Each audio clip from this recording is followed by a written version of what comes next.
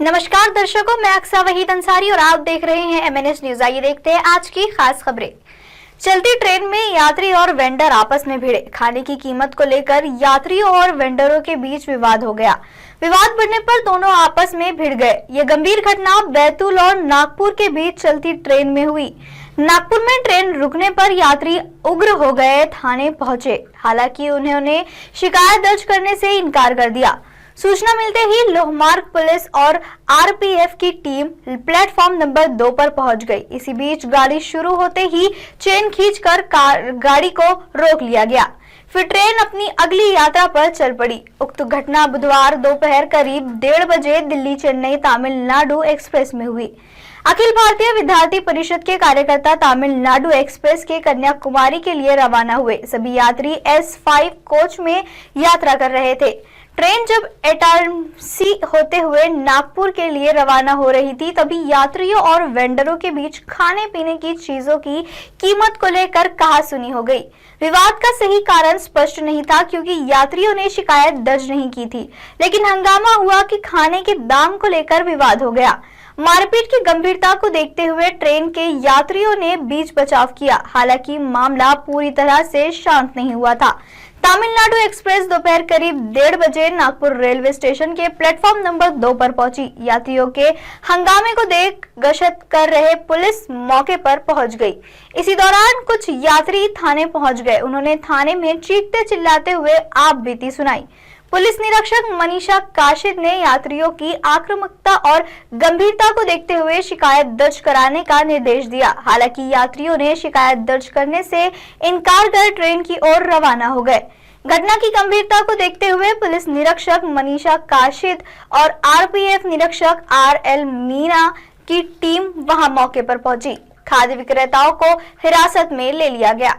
खाने की कीमत को लेकर यात्रियों और वेंडरों के बीच विवाद हो गया। विवाद बढ़ने पर दोनों आपस में भिड़ गए। ये गंभीर घटना बैतूल और नागपुर के बीच चलती ट्रेन में हुई। नागपुर में ट्रेन रुकने पर यात्री उग्र हो गए, थाने पहुंचे। हालांकि उन्होंने शिकायत दर्ज करने से इनकार कर दिया। सूचना मिलते ही लोहमार्ग पुलिस और RPF की टीम प्लेटफॉर्म नंबर 2 पर पहुँच गयी। इसी बीच गाड़ी शुरू होते ही चेन खींचकर रोक दिया गया। फिर ट्रेन अपनी अगली यात्रा पर चल पड़ी। उक्त घटना बुधवार दोपहर करीब 1:30 बजे दिल्ली चेन्नई तमिलनाडु एक्सप्रेस में हुई। अखिल भारतीय विद्यार्थी परिषद के कार्यकर्ता तमिलनाडु एक्सप्रेस से कन्याकुमारी के लिए रवाना हुए। सभी यात्री S5 कोच में यात्रा कर रहे थे। ट्रेन जब इटारसी होते हुए नागपुर के लिए रवाना हो रही थी, तभी यात्रियों और वेंडरों के बीच खाने पीने की चीजों की कीमत को लेकर कहासुनी हो गई। विवाद का सही कारण स्पष्ट नहीं था, क्योंकि यात्रियों ने शिकायत दर्ज नहीं की थी, लेकिन हंगामा हुआ कि खाने के दाम को लेकर विवाद हो गया। मारपीट की गंभीरता को देखते हुए ट्रेन के यात्रियों ने बीच बचाव किया। हालांकि मामला पूरी तरह से शांत नहीं हुआ था। तमिलनाडु एक्सप्रेस दोपहर करीब 1:30 बजे नागपुर रेलवे स्टेशन के प्लेटफॉर्म नंबर 2 पर पहुंची। यात्रियों के हंगामे को देख गश्त कर रही पुलिस मौके पर पहुंच गई। इसी दौरान कुछ यात्री थाने पहुंच गए। उन्होंने थाने में चीखने चिल्लाते हुए आप बीती सुनाई। पुलिस निरीक्षक मनीषा काशिद ने यात्रियों की आक्रामकता और गंभीरता को देखकर शिकायत दर्ज कराने का निर्देश दिया। हालांकि यात्रियों ने शिकायत दर्ज करने से इनकार कर ट्रेन की ओर रवाना हो गए। घटना की गंभीरता को देखते हुए पुलिस निरीक्षक मनीषा काशिद और RPF निरीक्षक RL मीना की टीम पहुंची। खाद्य विक्रेताओं को हिरासत में ले लिया। इस दौरान गाड़ी खुल गई, जिसे यात्रियों ने चैन खींचकर ट्रेन को रोका। कुछ देर बाद गाड़ी फिर से चल पड़ी और आगे की यात्रा पर निकल पड़ी। सभी खाद्य विक्रेताओं को थाना लाया गया और गहन पूछताछ की गई।